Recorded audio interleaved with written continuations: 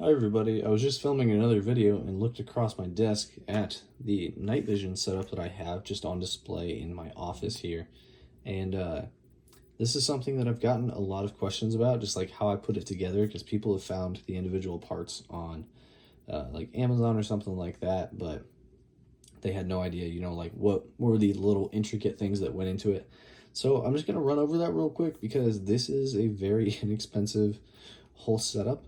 The entire setup here is under $4,500.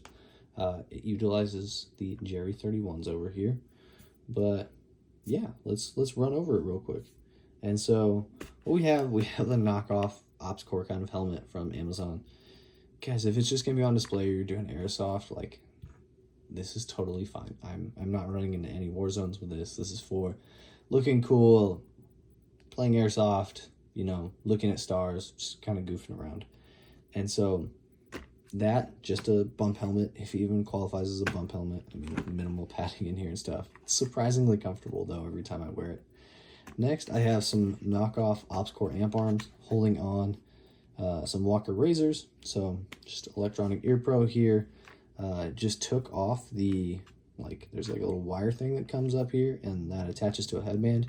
You just cut that open, make sure you don't nick the wire, and then you can attach it to the amp arms. And the best way to do that is actually to heat these up so that they open a little bit, because you will break these if you're not careful. So did that, mounted those. They mount right here in the arc rails and they work fantastic. I love how they look even when you open them up. Like that on the helmet.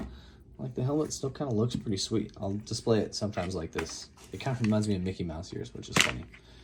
So here we can see the inside of the helmet. I kept the stock padding. It came with okay padding. I'm not that worried about it. And I just let this wire run free. Sometimes I'll tuck it back there, but again, we are not too serious about this. Like, there's no comms or anything else that I'm running, and this is totally fine.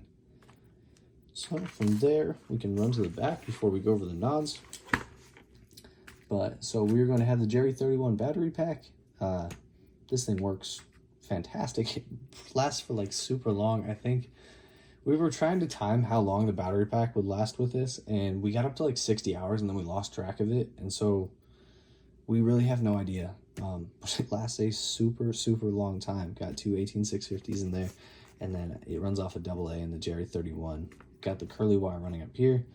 Really want to straighten this wire out at some point, just using a heat gun and trying to uncurl it, because I really hate how that looks, and I could probably run it through the helmet back and forth and then back up here. But for now, we got that. We've also got the One Tigris counterweights, which came with the helmet cover. We've got a multicam helmet cover on a FDE helmet. I think it looks real sweet. But the counterweights back here, they are filled with the little weights that come from it. This is the One Tigris helmet cover and counterweights kit. And then, so we have that on there. And then this has Velcro on the back of it, so we Velcroed it in place, but we also bungeed it down. And honestly, it's not going anywhere. I'm not worried about it going anywhere. We're going to be totally fine there. And then we come up here, knockoff Wilcox G24. You get lucky on Amazon with, where they're coming from at that time. What's it called? This one works absolutely fantastic. No rattles or anything like that. Holds them great. Adjustments are great. Functions great. I have no issues. Honestly, knowing how a lot of the supply chain works, it's probably made in the same place as actual Wilcoxes. Then we're going to go to the Jerry-31s here. So we have a set of Jerry-31s. These are the ones that need a lens, or gosh, it's like an objective lens adapter kind of thing, because they don't use PVS 14 style lenses.